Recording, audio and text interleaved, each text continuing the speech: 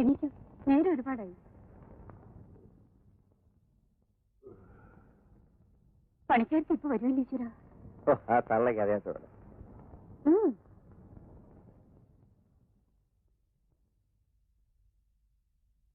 ഞാൻ പറഞ്ഞത് എന്തോന്ന്, മഴ വരണതിന് മുമ്പേ വീടിന്റെ തട്ട് വാർക്കണമെന്ന അച്ഛന്റെ കത്തില്. 5000 ഒന്നിച്ചില്ലെങ്കിൽ 2 തവണയായിട്ട് അയച്ചാലും മതി. എപ്പോഴും ബുദ്ധിമുട്ടിക്കാൻ തോന്നരുത്. വേറെ ആരോട് ചോദിക്കാനാ? നിന്റെ ആ പഴയ ഡോക്ടർ നേഴ്സിന്റെ സഹായത്തിന് വരില്ലേ? നോക്കൂ, അതും ഇതും പറഞ്ഞാലേ പത്മയുടെ സ്വഭാവം മാറും.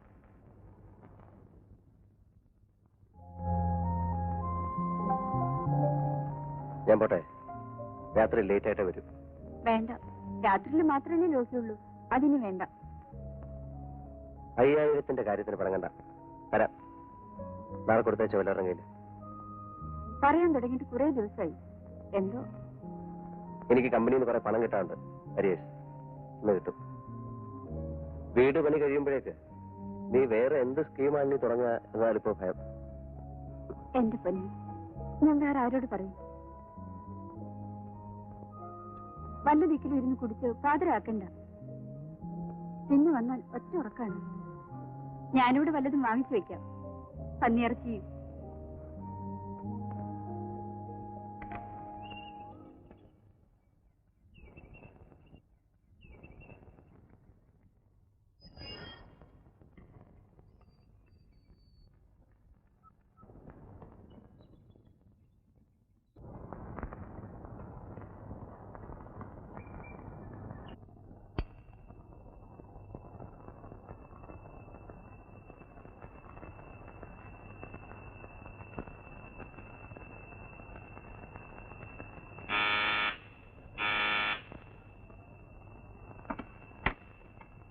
നേരത്തെ വാതിലടച്ചോ? ഞാൻ ഇവിടെ വന്നപ്പോ വെറുതെ കരുതാണ്. ആ,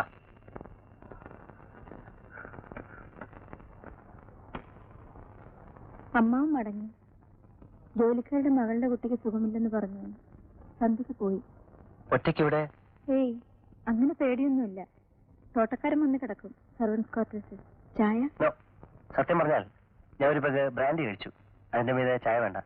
ഇവിടെ അൽമാരയിലും കുപ്പികളിരിക്കുന്നുണ്ട്. അമ്മാവിന് 2 ദിവസം നല്ല കുശാലായിരുന്നു. വീട്ടിലാരാ വെപ്പൊക്കെ? രാവിലെ അടിച്ചു വരാനും ചായ ഉണ്ടാക്കി തരാനും ഒരു തള്ള വരും. ഉച്ചയ്ക്കും രാത്രിയും പുറത്തു നിന്നാ. ചിലപ്പോ ഞാനും ചില പരീക്ഷണങ്ങൾ നടത്തും. ഇന്നിവിടെ എന്റെ പരീക്ഷണമായിരുന്നു. പക്ഷെ വെജിറ്റേറിയനാ.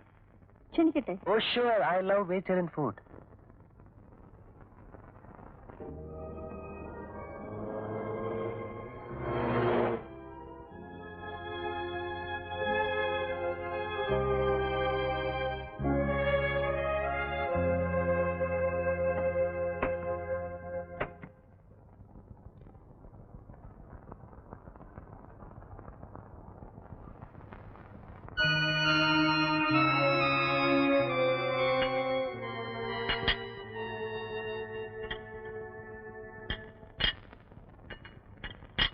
സഹായിക്കണോ? വേണ്ട. വീട്ടിൽ വെച്ചുണ്ടാക്കിയ ആഹാരം കഴിച്ച കാലം മറന്നു. It was delicious.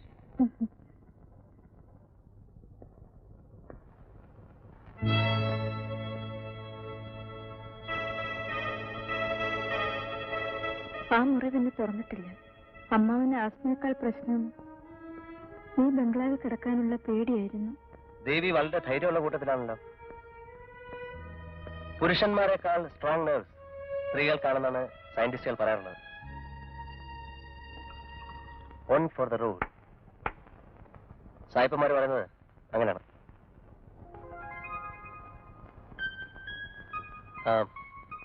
എന്താ പറഞ്ഞുകൊണ്ടുവന്ന്? ഞാൻ ആകെ കൺഫ്യൂസ്ഡ് ആണ്. ആ, ധൈര്യം. ചോര കണ്ടാൽ തലചുറ്റും ആണുങ്ങൾക്ക്. സ്ത്രീകൾക്കത് ബാധകമല്ല. പേൽ ബക്കിന്റെ ഒരു നോവലിൽ അത് എക്സ്പ്ലെയിൻ ചെയ്യുന്നുണ്ട്.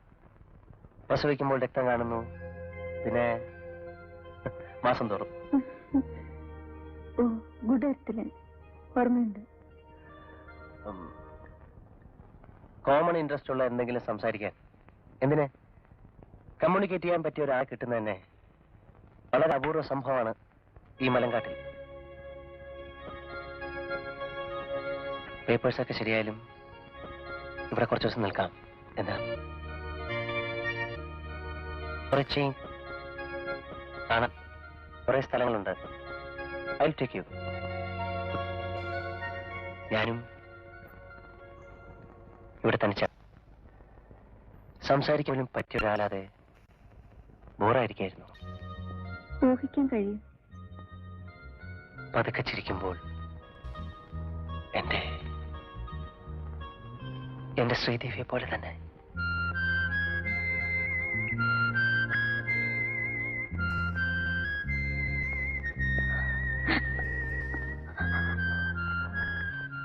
I love you.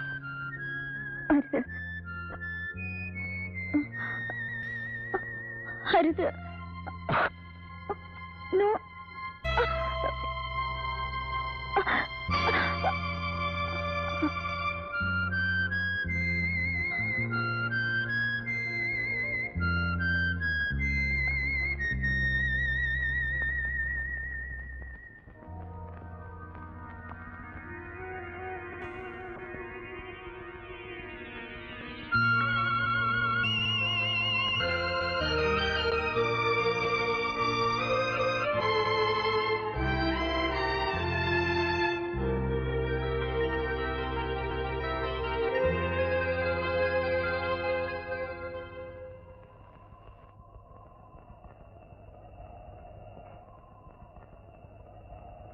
രാവിലെ പോകാം. അല്ല, നടക്കട്ടെ. എന്നും വരണം. വരാം.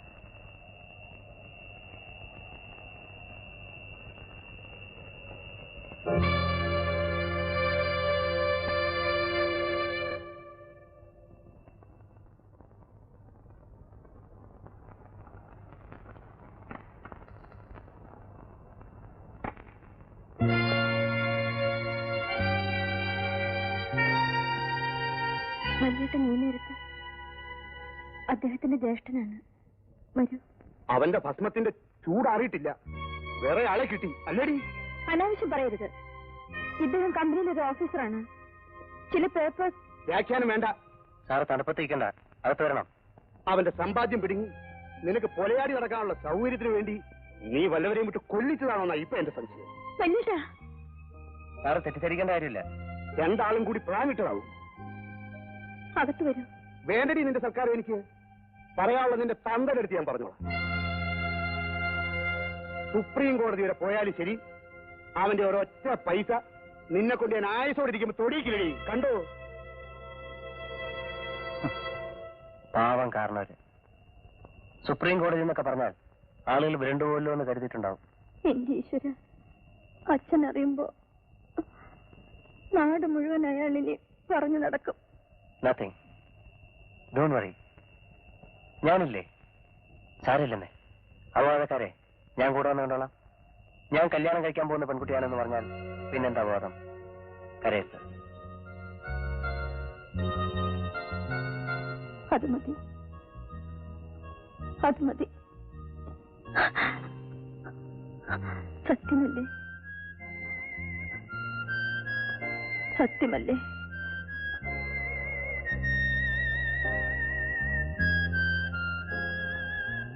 സത്യം.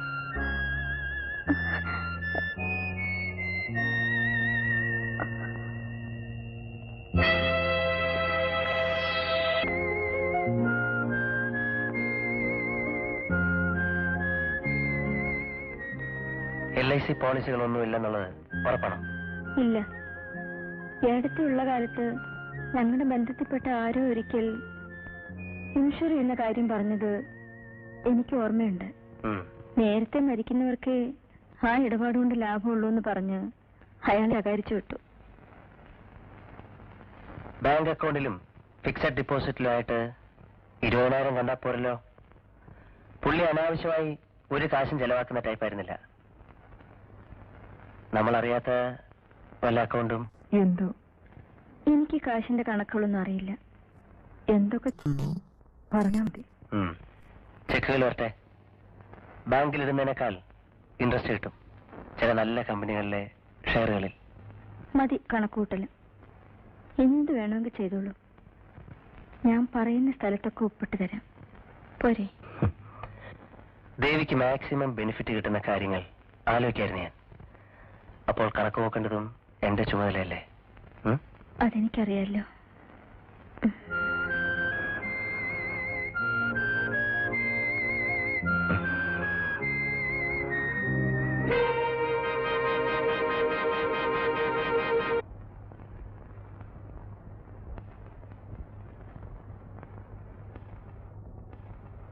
ജീപ്പ് എടുക്കാത്തെന്താ? മാനേജരാകുമ്പം ജീപ്പും കാറും ഇഷ്ടം പോലെ ഉപയോഗിക്കാലോ. രാത്രി നടത്തൊരു രസമാണ്.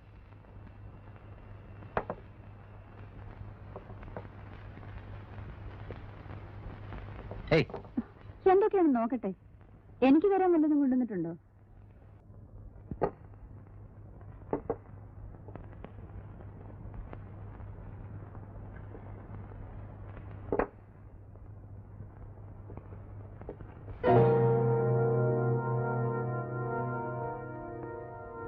ഇതെന്തിനാ തോക്ക്? ശരിക്കുള്ള തോക്കോ കുട്ടികൾ കളിക്കണതോ? ശരിക്കുള്ള തന്നെ. നീ പോയി ഗ്ലാസ് എടുത്തോണ്ടേ. ഞാൻ ഇതുവരെ കണ്ടിട്ടില്ലല്ലോ. പുറത്ത് നടക്കുമ്പോ രാത്രി പേടി. മേനോൻ സാർ മരിച്ച ശേഷം ലൈസൻസ് ഇല്ല, അതാ പുറത്ത് കേട്ടാത്തത്. ഇതുകൊണ്ട് വെടിവെച്ചാല് ആൾക്കൊല്ലാൻ പറ്റുമോ? എന്താ പരീക്ഷിക്കണോ?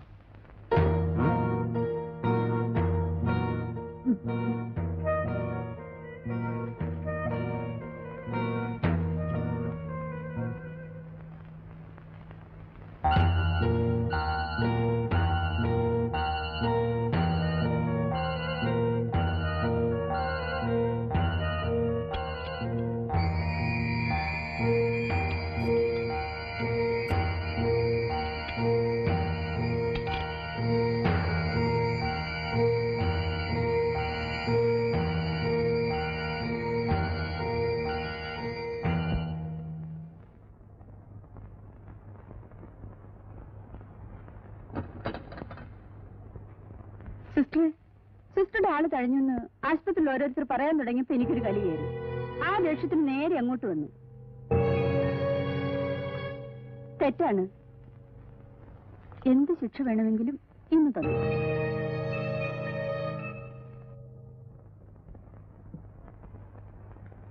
കാണാത്തപ്പോൾ എന്റെ വിഷമം. ഒറ്റയ്ക്ക് രാത്രി കിടക്കുമ്പോൾ എന്നെപ്പറ്റി വിചാരിക്കാറില്ലേ? കാലത്ത് പോയാ പോരെ? ഇതൊക്കെ മാറ്റിക്കോളൂ.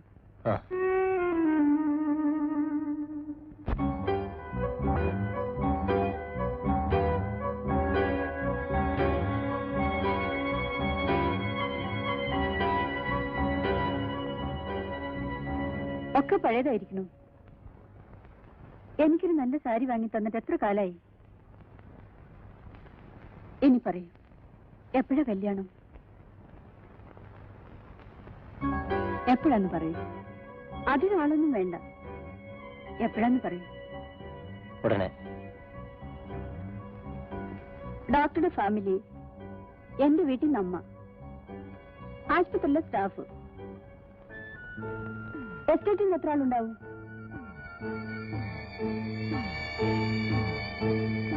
100 ആൾക്ക് സദ്യ കൊടുക്കാൻ ക്ലബിൽ എത്ര ഉറുപ്പിക വരും? അത് ഞങ്ങളെ ചെലവ് ചെയ്യേണ്ടത്. എന്താ ഒന്നും മിണ്ടാത്തത്? എത്ര ഉറുപ്പിയ? 82,000. എന്ത് പ്ലാനായി പറയുന്നത്? ഒരു തമാശ ഓർത്തതാ. അത് വേറൊരു കണക്ക്.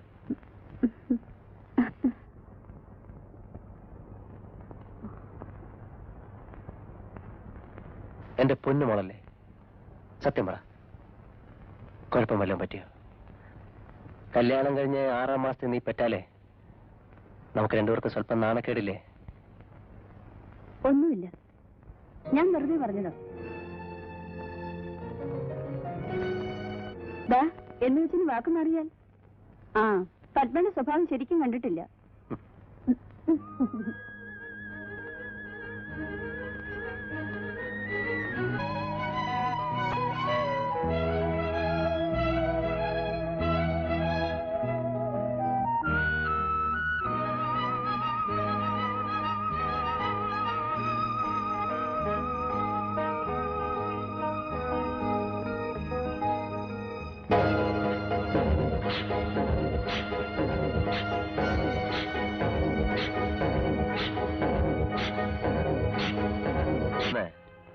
ടൈപ്പിസ്റ്റ് കൊണ്ടുവന്നേക്കും പലതും. ശരി, ഞാൻ അടുത്ത ദിവസം ലീവ് എടുക്കാം. ട്രാൻസ്പോർട്ട് സ്റ്റാൻഡിലേക്ക് ഞാൻ വരാം. ഒരു ദിവസം ലീവ് എടുത്താ പോരാ, ഒരാഴ്ചയെങ്കിലും വേണം. അത് ഞാൻ പിന്നെ വരാമെന്നേ. പെട്ടെന്ന് അങ്ങനെ ഓടി വരാൻ പറ്റും ഇവിടുന്ന്. ഉത്തരവാദിത്തമുള്ളൊരു ജോലിയില്ലേ എനിക്ക്. വലിയേട്ടൻ പറഞ്ഞിട്ട് വീട്ടുകാരും നാട്ടുകാരും ഒക്കെ അറിയും. അച്ഛൻ അവരോടൊക്കെ പറഞ്ഞിരിക്കുന്നത് രണ്ടാളും കൂടി വരുമെന്നാണ്. ശരി, സൗകര്യം പോലെ പോകാം. ഞാൻ ഇവിടെ നിന്നോളാം. അതിന് നിയമ തടസ്സമില്ലല്ലോ. ആളുകൾ എന്ത് വിചാരിക്കും? ചെയർമാൻ അറിഞ്ഞ എന്ത് തോന്നും? അദ്ദേഹം ഇപ്പോൾ ഒന്നും വിചാരിക്കില്ല. എല്ലാവർക്കും കുറച്ചൊക്കെ അറിയാം. അപവാദം ഭയപ്പെടേണ്ടത് കൂടുതൽ പെണ്ണുങ്ങളല്ലേ? ചെയർമാനോട് ഞാൻ പറയാം. വേണ്ട. ശരി, വരൂ.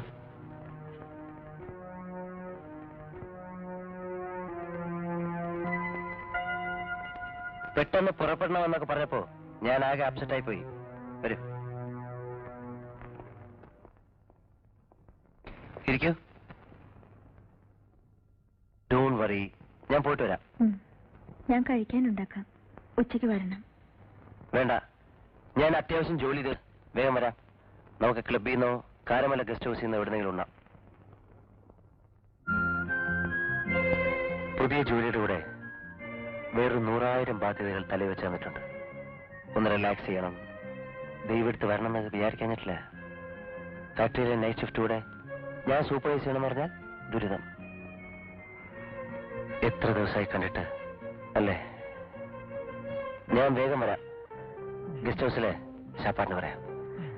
മാഗി മദാമ സ്വപ്നം കണ്ട സ്ഥലത്ത് ചുമ്മാ ഒരു പിക്നിക്. ഫോൺ ഉണ്ടായിരുന്നെങ്കിൽ ഇപ്പോഴേ ലീവിന് വിളിച്ച് പറയായിരുന്നു. പോയി എളുപ്പം വരാം. കുറച്ച് വിസ്കി വാങ്ങണം. ശരിക്കും ഔട്ടിങ് ആഘോഷിക്കണം. ശിക്ഷയൊക്കെ അപ്പ തന്നാ മതി.